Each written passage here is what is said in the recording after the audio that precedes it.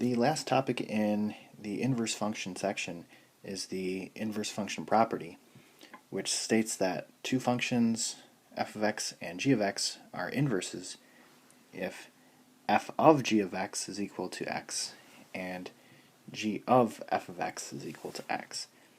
So that is the composition from the previous section where we're plugging one function into the other function. This is the fog and the goff.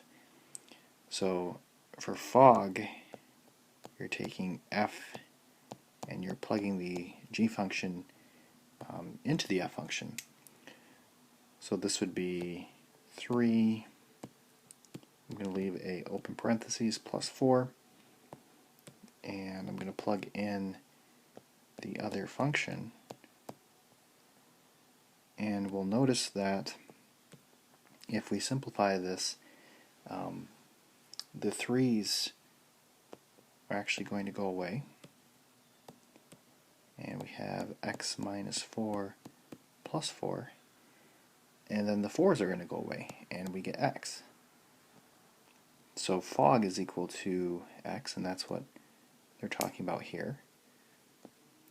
If we do goff, or g composed with f of x, then that's the reverse.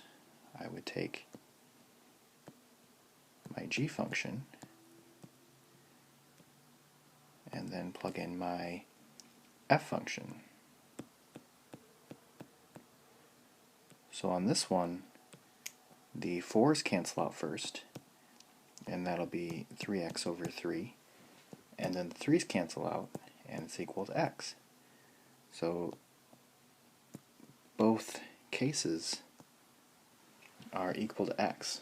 So anytime you have a function and its inverse, or if you're trying to show that two functions are inverses, that's what this one wants us to do. They want us to show that f and g are inverses. Then if you run through the fog and goff, they should both be equal to x. And if that's the case, then the original two functions are inverses.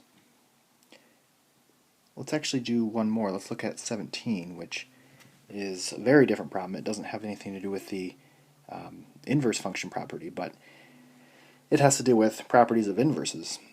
And it doesn't really take that long.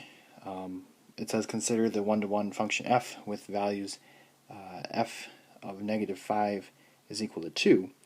What is f of negative 1 of 2 equal to?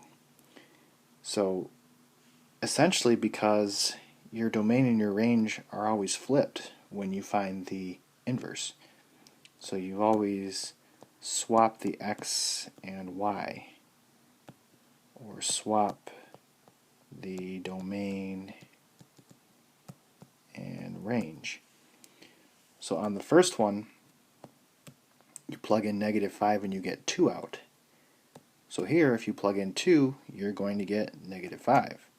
So you're just switching, you're interchanging your negative 5 and your 2. And that's really like that for any value that you're plugging into the original function and then the corresponding reversal for the inverse.